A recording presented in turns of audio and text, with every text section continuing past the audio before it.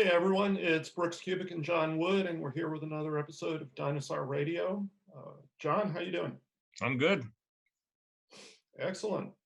So you're out in wild and woolly Michigan, and I'm here in Port Townsend, Washington. We're hooking up through the marvels of modern technology and bringing you, gosh, I don't know, is it number 10, 11, 12 10. episode Yep, podcast? this is number 10. Well, technically 11, but we did a episode about 2 weeks ago, and me being a genius, I forgot to hit record. So this is the official number 10 episode. And that was the episode that had all the secrets, the keys to the kingdom, the secret sauce, everything. And as you said, we didn't record it. Didn't figure that out until after we'd done about 60 or 90 minutes. And so shame on us, but we'll do better this time. We haven't been doing a lot of these for a while. We started out fairly regularly, and then we got caught up in other things, both of us. And so we're going to try to get back on track and hopefully be more regular and consistent with these as we move into the new year. So that would be a goal. We're recording this a couple of days before Christmas, and so we have some Christmas things to talk about. John, do you want to start out on that front? Well, I think for me, this time of year, I've always had very good results training wise in the winter months. And I think there's a lot of reasons for that. But I think the important thing to keep in mind is that sometime around maybe Thanksgiving, a lot of people start developing that just wait till next year mindset, and they coast for 6 weeks or so. And I never had that. I always figured that with the time off, this was a good time to take advantage of the time off and of the the end of the year. You still keep pushing hard, and I've always had great workouts, and that's been the case now. And so for me, it's just really a matter of full speed ahead, and then hitting the new year with on all cylinders. Absolutely. When I was a high school wrestler, we always started the wrestling season not very long before Thanksgiving. And of course, we were all trying to make weight for Thanksgiving. Make weight for wrestling. So Thanksgiving was never a big deal for me. I mean, I'd sit there, I'd have some turkey and some green vegetables and, nothing else because I had to make weight. And then we went right into the first wrestling meets of the season, the first dual meets, and the holiday tournaments. And Christmas was all about the holiday wrestling tournaments. And so, Christmas was not a big deal. And, then you just rolled right on into the new year. So from my freshman and high school days, I've always been of the mindset that this time of year is, absolutely for training and watching your weight and eating smart and all that good stuff. So as an adult, I just sort of kept up with that mindset kind of naturally. A lot of things you do when you're young, you continue to do as you're older. So I've always made the November, December, January time period, special time for training. Often train on Thanksgiving, often train on Christmas if possible. I like to train either on New Year's Eve so that you get in the last workout of the year, or on January 1st. So you start the year out with a workout. So, those are all cool things to do. So I guess we're both alike in that regard. We view this time of year as a time to train. And I think it is.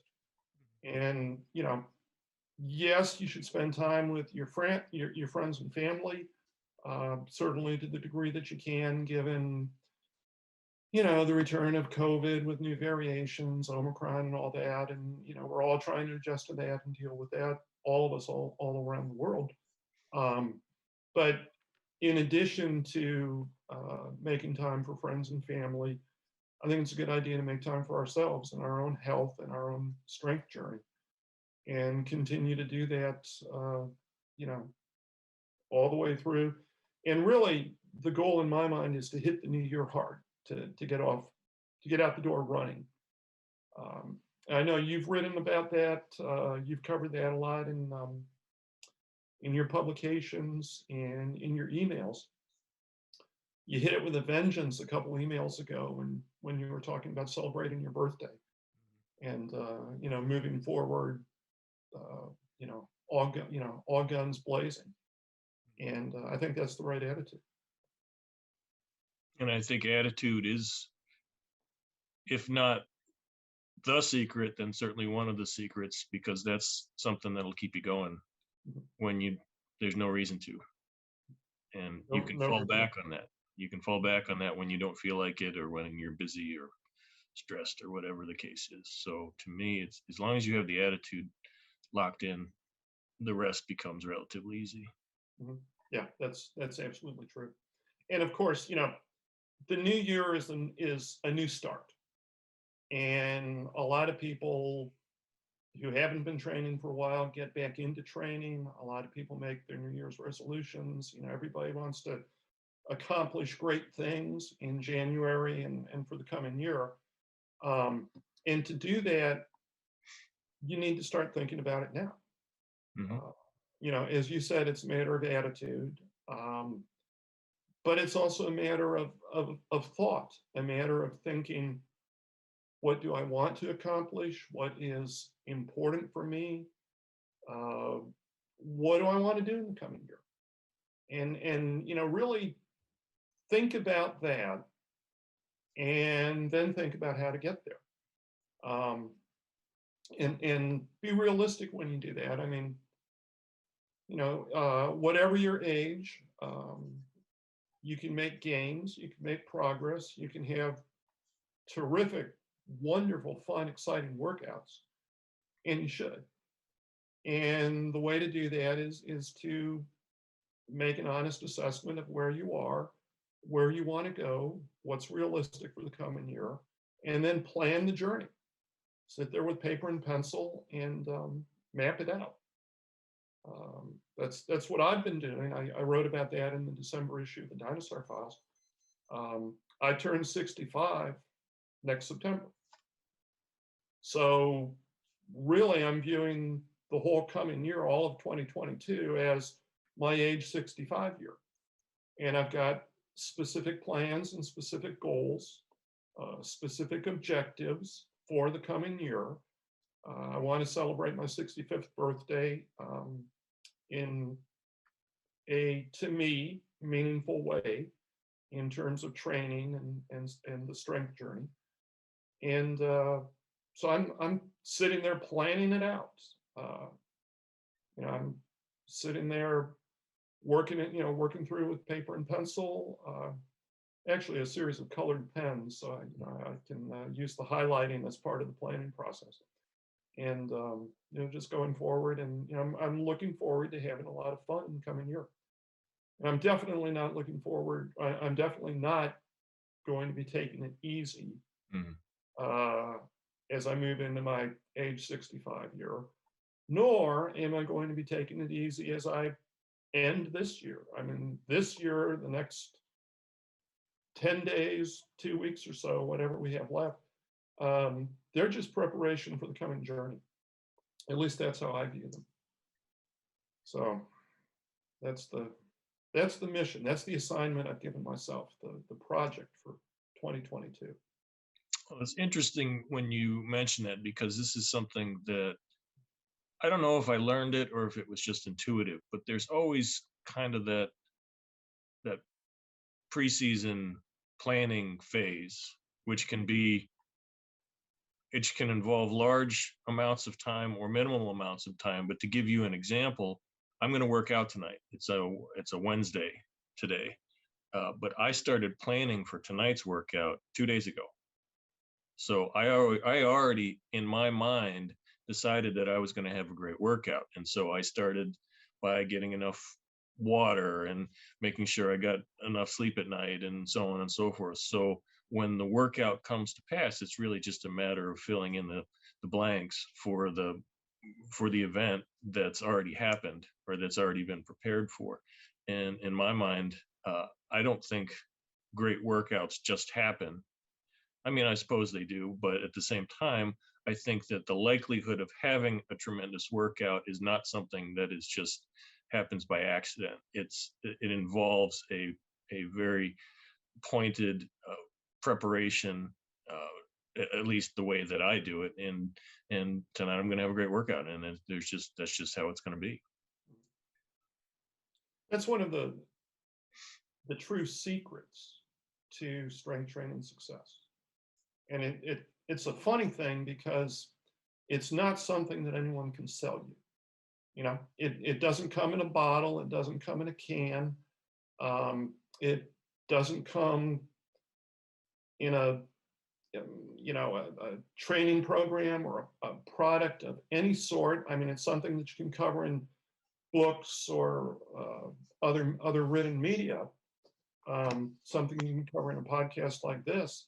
But it's really simple. It's just take the time to plan the coming workout, determine what you're going to do, and then visualize it. You know, go through the visualization drills that I cover in Dinosaur training. Go through a process that may last over the course of 2 days, as you're doing, where you're planning, you're thinking about it, you're deciding what you're going to do, you're visualizing what it's going to be like. And I assume that the visualization part rises to the fore the closer you get to the workout. Mm-hmm. You know, and by the time you actually go in to do the workout, you've seen yourself doing it a number of times, and you know exactly what you're going to do. And you have no doubt that you're going to do it because you've seen it happen in your mind's eye. Mm-hmm. That's a tremendously powerful training tool. And it's absolutely astonishing to me that more people don't make use of it. Mm-hmm. It's so simple. It doesn't cost a thing. I remember back in my powerlifting days, you know, I always had a specific number I was going to hit on the primary lift or the 2 primary lifts that I was training on a particular day. And I'd write down the top weight I wanted to hit that day on a postcard, not a postcard, a note card. I'd carry it around in my pocket. I'd pull it out, look at it multiple times through the day. I'd put it on my desk when I was driving home. I put it on the dashboard of my car. When I was driving to the gym, I worked out at a gym at that point in time. I put it on the dashboard of the car. And I was always seeing it. It was always there. And, you know, it was, I'm going to hit, you know, whatever the weight is in a given exercise, absolutely going to do it. And, you know, I'd get in and I was just boom, boom, boom, boom, boom, boom, boom, boom, done, got it. No question about it. And that is so incredibly, amazingly powerful. Something also, by the way, that is a powerful thing to do, not only in the weightlifting realm or the training realm, but in all parts of your life. In all sports, for example. Mm-hmm. Do you know the story about Jim Brown's preseason ritual before football games? You know, I don't think I do. He would sit in an empty stadium looking out at the field all by himself, just sit and look and stare. And he was totally fixated on the field, which was an empty football field. And he'd stay there for 20, 30 minutes, an hour. And then, you know, go on about the day and eventually get into the locker room and get changed and get out on the field and play a great football game. And someone asked once, "What are you doing?" And he said, "I'm seeing the game." And he'd go through everything from the coin toss to start to, you know, every play through the game. He was visualizing what he was going to do. And then, of course, he'd go out and do it. Not a bad thing to do. You'll find examples of that directly and indirectly with successful people in all fields. Mhm. Yeah, and it's interesting. It's one of those things where you can take what you learn in your strength training and you can apply it to anything you do in life, Mm. and it works really well. So it's one of the benefits of strength training. One of the many benefits of strength training. Very much so. Brooks, you mentioned the December issue of the Dinosaur Files. Why don't we talk a little bit about that? Sure. Well, for the December Dinosaur Files, I wanted to give people a Christmas present, if you will, something that was just a ton of information, a gold mine of training information. So what I did was working on the idea that most people who read the Dinosaur Files are at least intermediate, if not advanced, long-time trainees. And they're probably at the stage in their training careers where they need something a little extra to jumpstart their progress when it comes to building strength and muscle, which of course means a specialization program. So what I did, instead of doing just one program that was sort of like the theme program of a particular issue, I usually do 1, 2, 3 programs or workouts in a given issue. But this time I expanded it to 7 specialization programs. They're all new, they're all different. I've never written them up before. And together, they give you a complete roadmap to training for the next year. There's a specialization program for the neck and traps.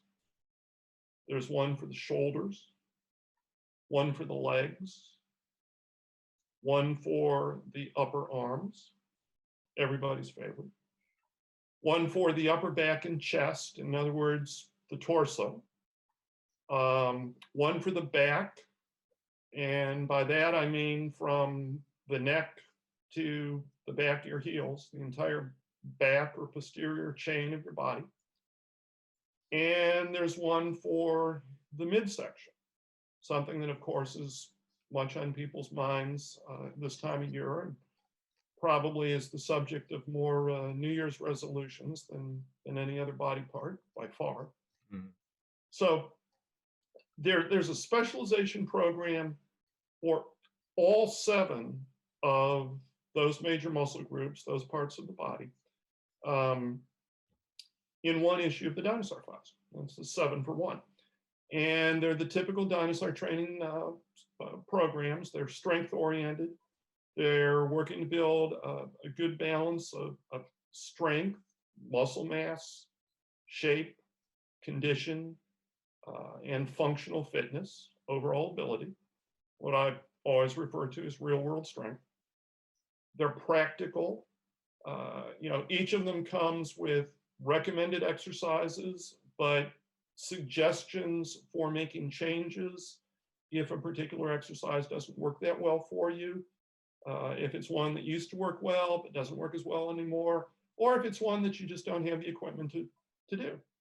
So there are lots of options. It's easy to customize the programs to make them, exactly what you need and what you want. And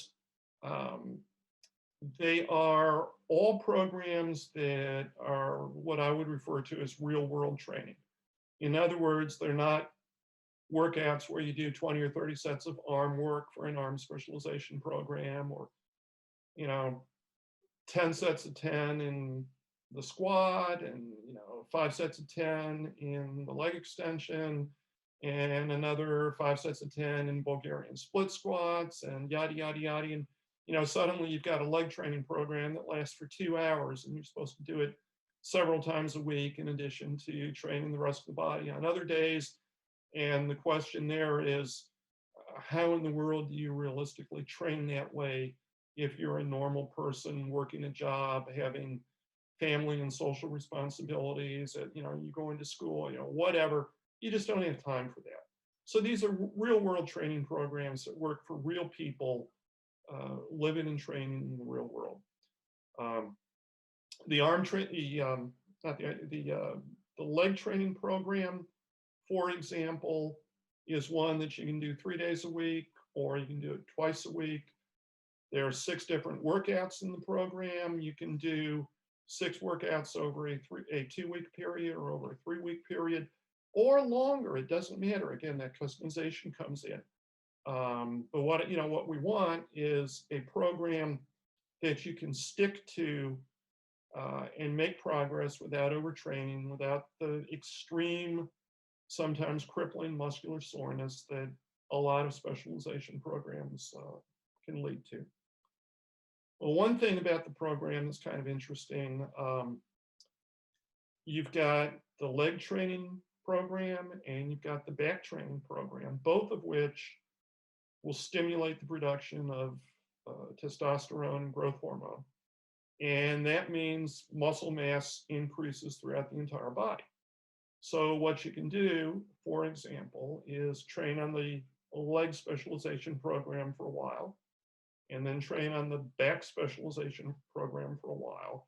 And at that point, your body is primed for maximum rapid gains in strength and muscle mass.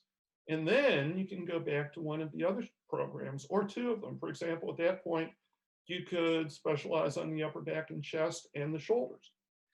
And then after doing that for a while, go back to your leg specialization, and then the back specialization, and then perhaps specialize on your arms for a while. If you planned that out, that kind of sequence over the course of the entire year, you won't recognize yourself at the end of 2022. And the other interesting thing, you can also make that kind of program work if you want to lose weight around your midsection, get rid of that gut once and for all. And you want to do it without the endless hours of cardio training that most people think they have to do to lose weight around the middle of the body. And you want to do it without starving yourself, and without living on carrot sticks and other rabbit food. So what do? Well, I've got the Midsection Program, which gives you a good program, 5 different workouts for bringing out the musculature of the entire midsection. It's got a good diet to follow, one that will let you eat and eat well and enjoy your meals and be satisfied with them, but lose the fat you need to lose without losing muscle mass. And here's what you can do with that. You can combine it with a leg specialization program, or the back specialization program, or with both of those programs. You can do legs one day, back another day, do the rest of the body a third day. Next week, legs again, back again, and then the rest of the body. Do one of the midsection workouts after each of those workouts. And what's going to happen is that the leg training and the back training will stimulate your body to naturally produce more testosterone and more growth hormone, which not only will increase muscle mass throughout your body, but it will help you lose fat in the middle of the body. So that's a pretty neat program. And again, I put a lot of thought into how I wanted to set these up and what I wanted them to do. And, when you have options like putting that kind of thing together, I think that's pretty good. And a lot of food for thought for the coming year. So it is my hope that everyone who listens to this podcast, everyone who gets your daily emails or my daily emails, is going to go ahead and grab that issue, sit down in the next couple of days, look it through, take paper and pencil in hand, plan out their training for 2022, and really put these programs together in a way that is going to give them maximum results and achieve those all-important gains, GAINZ, triple exclamation point, the way we always see it on social media now. So it's a good issue. You can tell I'm pumped up about it, if I can use that term. Well, I like the fact that you included the neck program, because I've always thought neck training is important regardless of what the situation is. And it's interesting because especially older lifters, they'll say, well, I haven't played football since high school. What do I need to strengthen my neck for?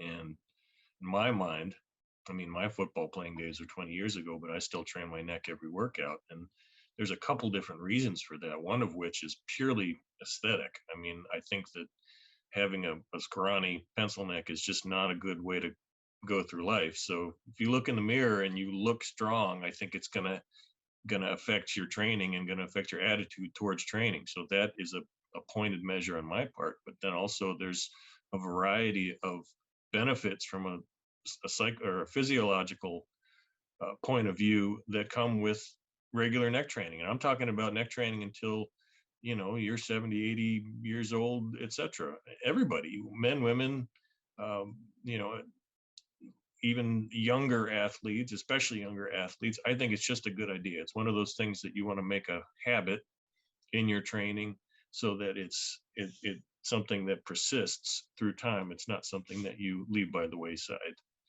and That's decades it. go. Yeah, that's absolutely true. And of course, the neck training ties into the trap training. Mhm. Neck and traps. I consider the neck and traps to be so interrelated that if you're going to specialize on one, you specialize on the other, or you train the other. You work them together.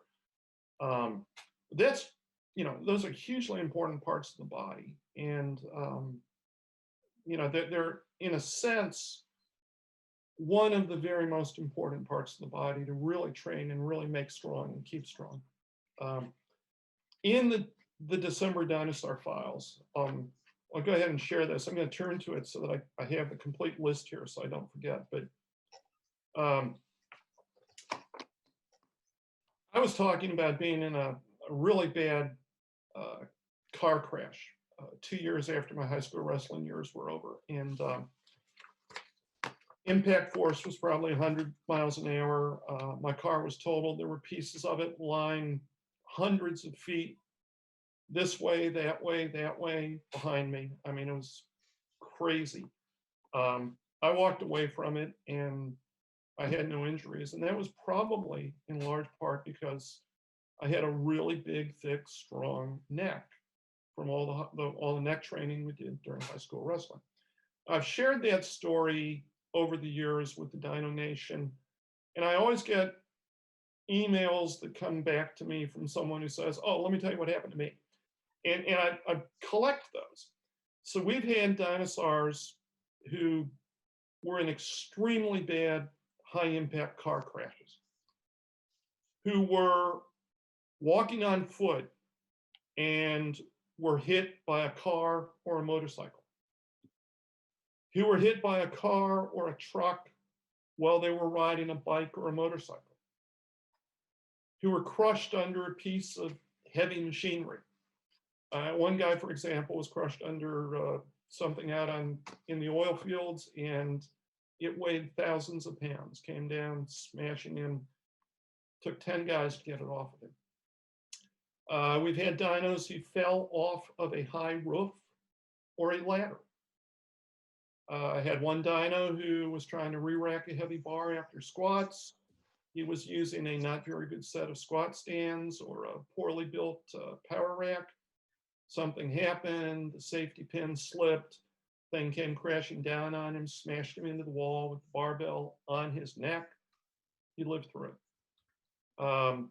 We had one dino who was hit by a shot put at a track meet, a college track meet, and he was officiating, and bang, he got hit from behind by a 16-pound shot put. Lived through it, and that's a true story. He sent me his x-rays and the ER report. It is absolutely true. Another dinosaur, again, another true story. He was at a Highland Games event, and someone got a little wild with the hammer throw, and they threw the hammer into the crowd, and it hit our dino from behind in the upper trap and neck. You can picture that. And he lived through it. And I've had other dinos, typically with military backgrounds or law enforcement backgrounds, who were in a situation where they were in a hand-to-hand combat situation, literally a life or death situation, someone tried to choke them out and couldn't do it because of their neck size and their neck strength, and they ended up winning. And in some of those situations, their opponent is no longer walking on the face of the earth. I mean, I'm talking about these were serious life or death battles. Mhm. And they've written and they've said it was neck strength that pulled me through. So, you may think, John and Brooks are being over dramatic or overzealous. If you're not an athlete, you don't need to worry about your neck. And the answer is, unfortunately, everybody needs to worry about their neck, and they need to worry about their neck all the time. You never know what might happen when, boom, if you're not strong and you're not solid, something bad could happen. Mhm. So neck and trap training is important. Mhm. And it's definitely something for everybody to do. The option is untenable, and I guess unthinkable. Speaking of neck training, you train your neck with a 4-way neck machine. By and large, either that or a combination of that and a neck strap, Mhm. And predominantly. you've I- also done a lot of bridging. I've done pretty much every type of neck training you can think of. I've done,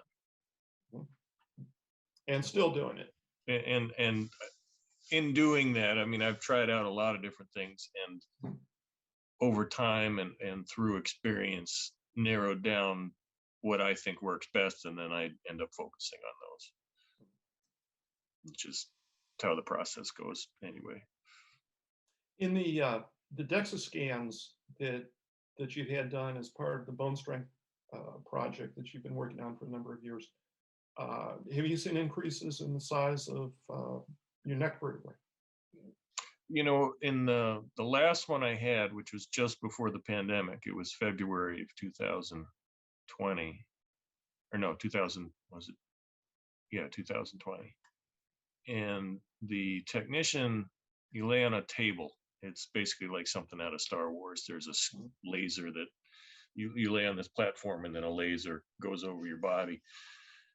And you have to lay still for about 15 minutes while this process is going on. And what ended up happening was the technician looks at me afterwards, and she's looking at me, and she's looking at the computer screen and looking at me in computer screen, and she gets a funny look on her face, and she says, "Do you lift weights with your face?" And I said, "As a matter of fact, I do." And she says, "Because you have a substantial increase in the muscle or the bone density of your upper, your neck and your skull in that area." She says, "I never see this."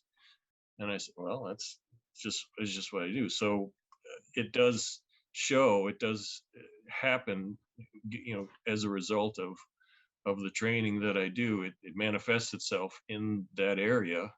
It's not always obvious, but I think for a variety of reasons, that being one of them, I think it's a good thing. The stronger, the more stout your neck is, and really your skull, if that factors into it, the more it's going to help you if there's an unintended fall or something like that. And then another benefit that I think makes a lot of sense, especially for older lifters who may not have even thought of it, is that when you train your neck front and back, side to side, or rotational, or whatever the case is, you've got options, but you're also increasing the blood flow to your skull.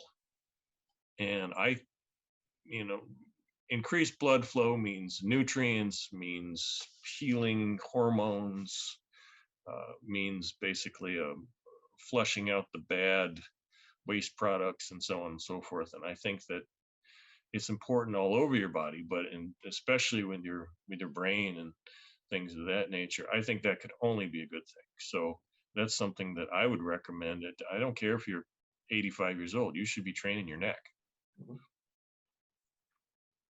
Well, the program in the December Dinosaur files is one that if someone starts it on January 1 and keeps up with it for the rest of the year, And by that, I mean, you can do a specialization program for 3 months, and then after that, you can cut back a little bit. But, and this is important, keep on training your neck. End every workout with some neck exercise.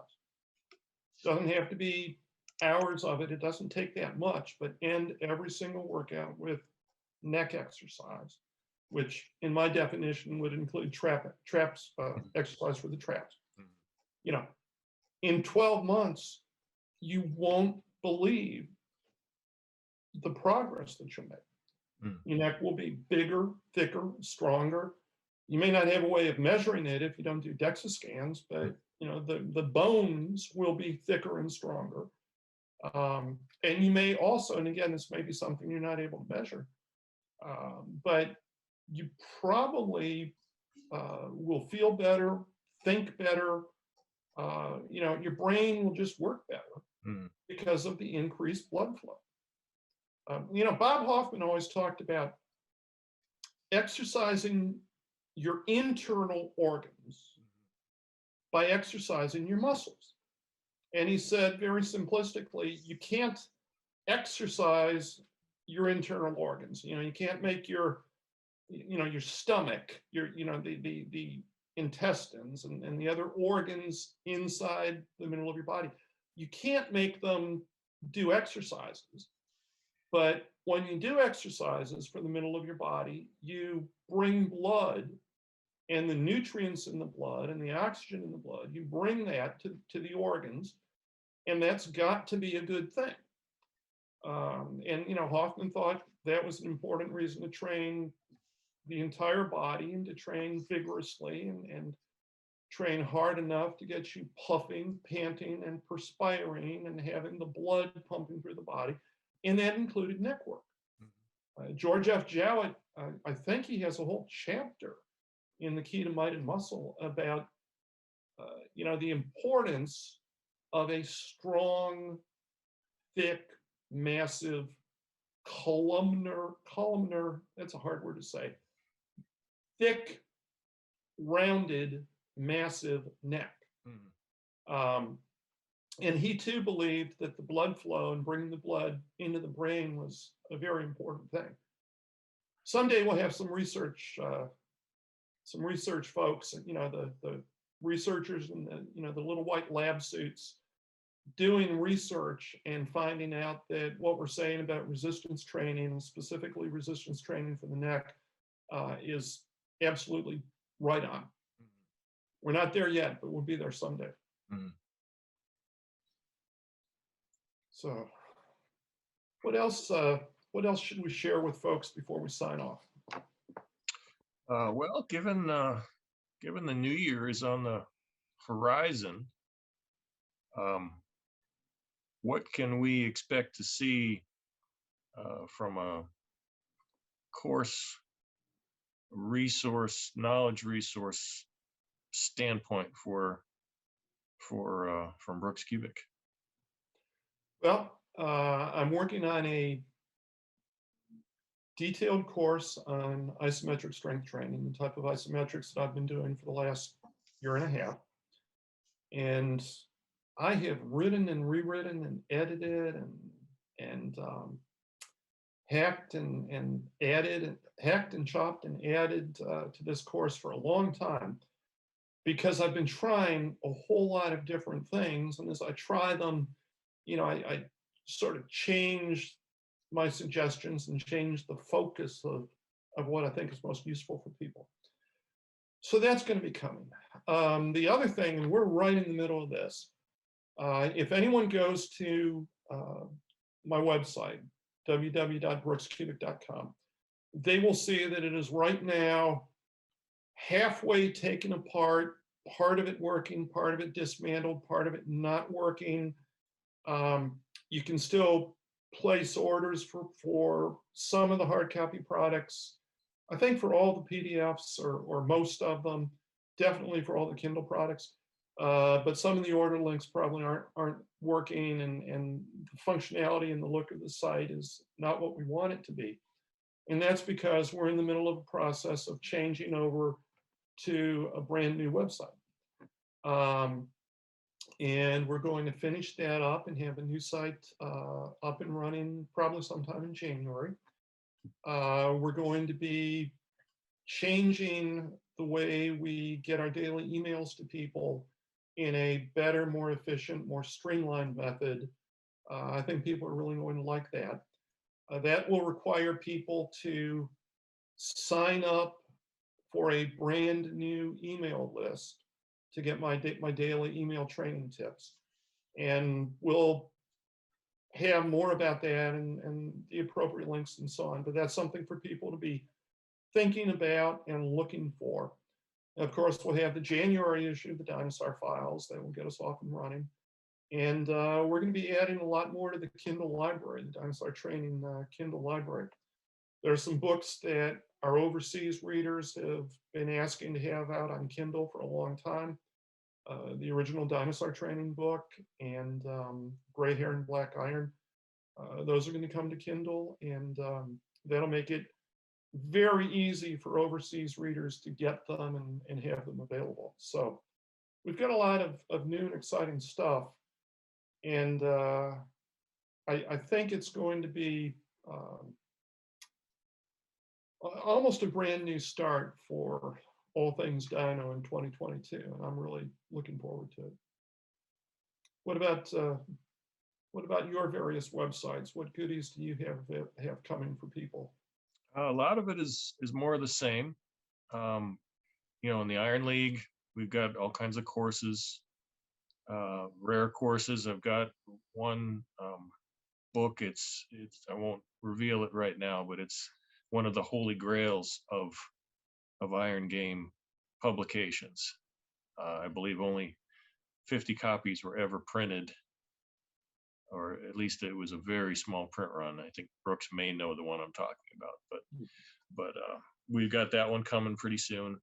We just put up the Mike Marvel Dynaflex program that I'm sure many of our viewers may have seen ads for in the back of comic books for years and years, and just never got around to ordering it. So now that's something that you can partake in, and it's actually, for what it is and what it was, and having been written in 1961, there's a lot of good information there. I don't know if you've had a chance to check it out yet, Brooks. I did for the first time, because I was one of the kids who saw it in the comic books, back in the day, and I always wondered who Mike Marvel was. I assumed that was his real name. I have since learned that that was not the case, but it is a good course. It's a fun read. And I have guessed what you meant by the Holy Grail Iron Game publication.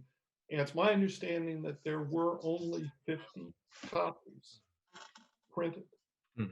Just think about that. 50 copies a long time ago. And for anyone to have one,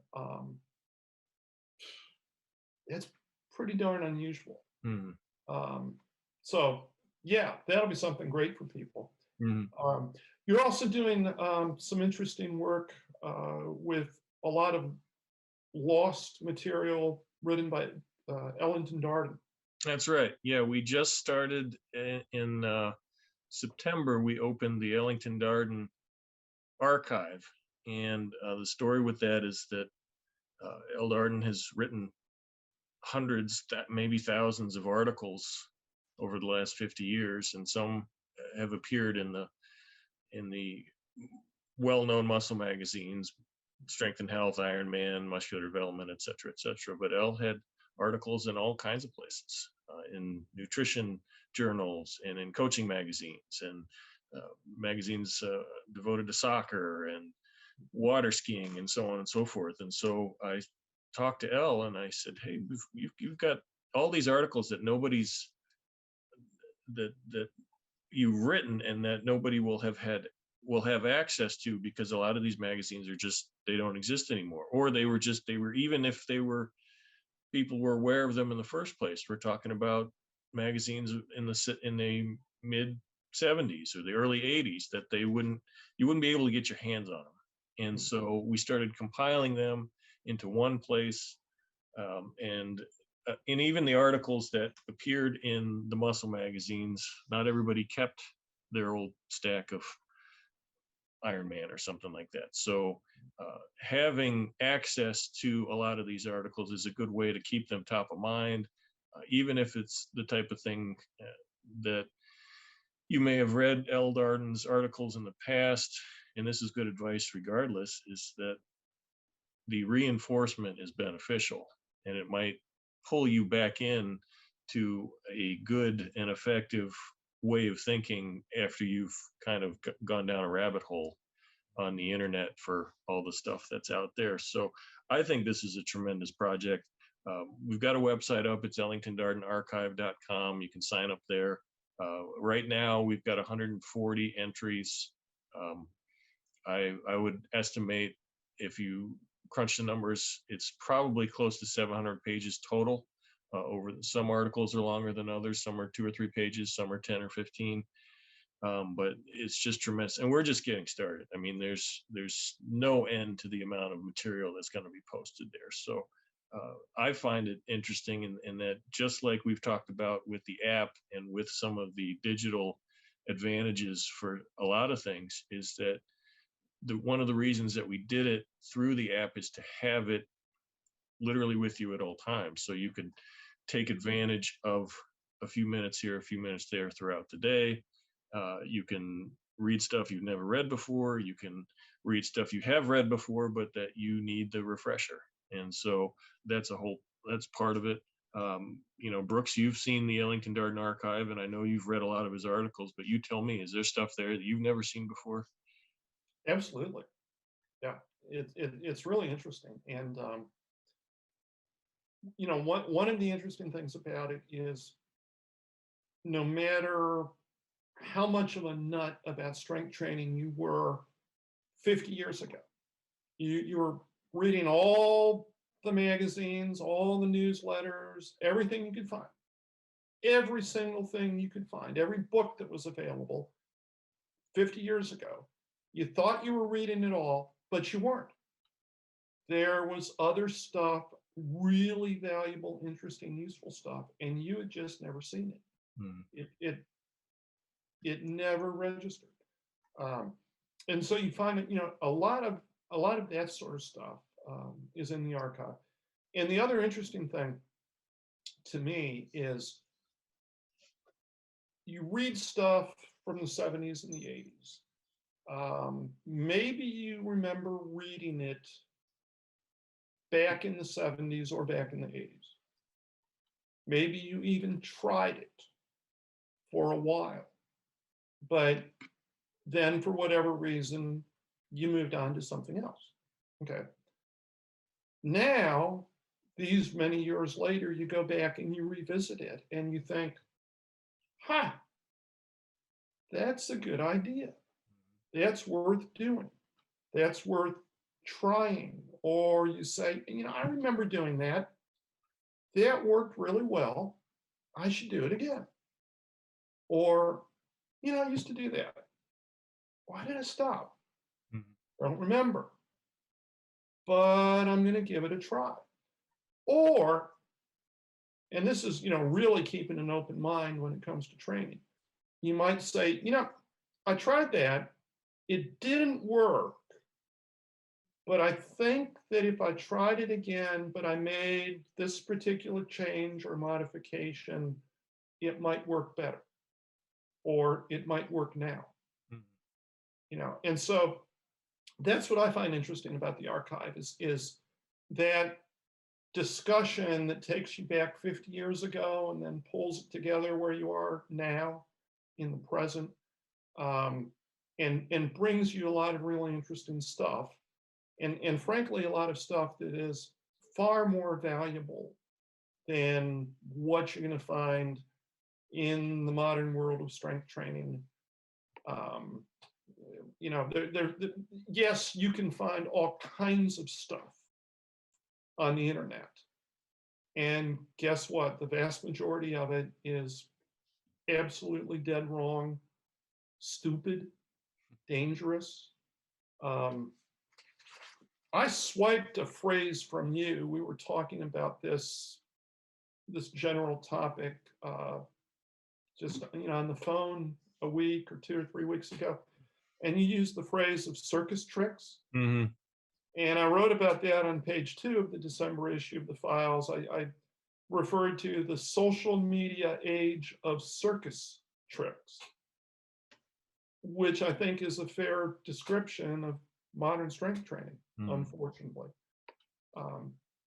And going back in time and resurrecting things from the past. And 50 years ago, well, yeah, the 70s, Yeah. 50 years ago, showing my age. Yeah, okay. Um, it's worth bringing back, Mhm. and it's worth keeping at front of mind. So I like the archive from that perspective. Well, what I like, and this is my personal preference, but it's also there's relevance in the real world, is that you can take an L. Darden article written in 1975 and you can give it to a 15-year-old, and it's going to be good advice. It's going to be advice that's going to help them actually get results out of their training. And you can give the same article to somebody who's 25 or 55 or 75, and there's always a platform of being reasonable, of being practical, of being commonsensical. L has never wavered from a lot of these themes with his writing, even going back to the very beginning. And one of the things we did, L's very first published articles were in a student research publication in the early 70s. I think it was 71, 70, 71. We were able to get copies of that publication. And so that's some of the types of things that we're able to bring out. And if you notice, that it's good advice. It's good advice regardless of the situation. So I think that in doing that, it's just like a diet. You're if you eat junk food, that's going to be reflected in your shape, your condition. Your strength training knowledge diet should be along the same lines. If you eat junk food, the philosophical junk food that's to be found out in the internet, it's going to reflect itself in your training and in your results, or most likely the lack thereof. So I think it makes a lot of sense. Like I say, 140 some articles, with more on the way. It's a way to immerse yourself you don't feel bad about reading all these different articles. And then there is some overlap, as you would expect, with articles all written by the same person, but at the same time, there's a variety of training tips, there's a variety of ideas, more than you could ever possibly do in your lifetime. So if you think that it's just the same thing over and over again, there's plenty to choose from. So I think that is also an advantage. Absolutely. And for anyone who's wondering about it, I think it's worth noting that these are not articles that require you to use the original versions of the Nautilus machines or hammer strength machines or any particular piece of equipment. I mean, they're, barbells, dumbbells, pulleys, body weight exercises, chins, dips, Bowflex exercises, anything. It's not the equipment, it's how to use the equipment. And there are tons of options. And if Darden is talking about a particular training technique and you don't have a particular piece of equipment, substitute another piece of equipment, because the technique is going to work with anything that you have that provides resistance for your muscles. So it's really interesting.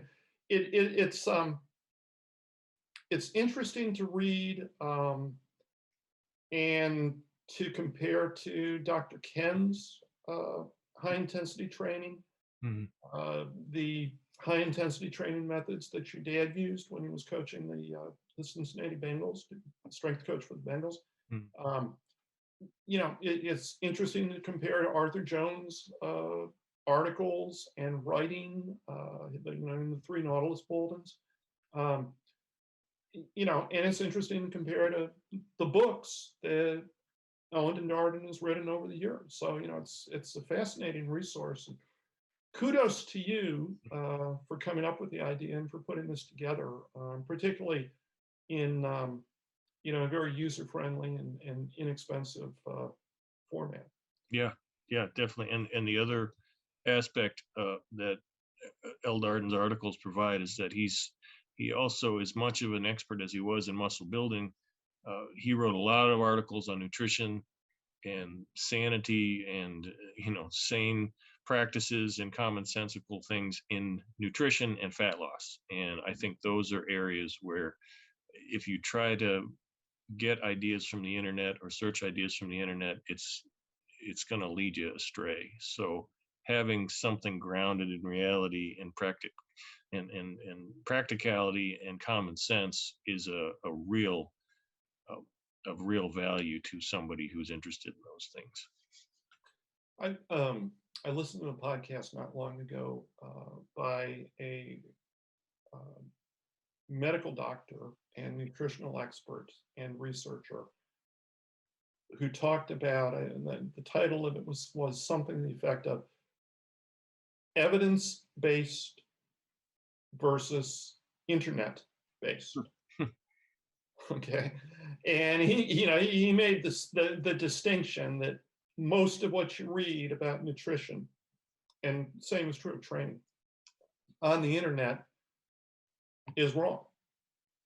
And he very specifically in his lecture, he said, people say to do this, but we have found in our research studies, in our peer-reviewed research results, that this is not the way to do it. This is the way to do it. Mm.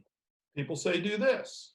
Again, we found doesn't work, or not necessary, or counterproductive.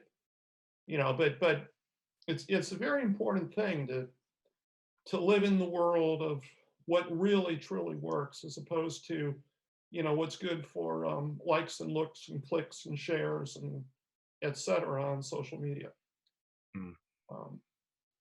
So you can tell I'm not exactly a huge fan of social media, even though I suppose we are on social media as we talk about this. But I'm not doing this for likes and looks. I'm doing this to try to get good information out for people. There's trade-offs for every choice. So, but what we'll do is that we'll put a live link to the Ellington Darden archive in the comment section of this video. We'll put a link to the Dinosaur files, the latest issue of the Dinosaur files that'll be included, to Brooks's website, to my various websites. Anything we've mentioned that has a link destination will be provided there, so you'll be able to check those out and go from there. But otherwise, I think we've covered a lot of ground. We're closing in on an hour, but I think we'll cut this one short, only because we'll hopefully get another podcast episode, hopefully done in early January, and kick the year off in a strong way. Sounds good. Thanks much. All right.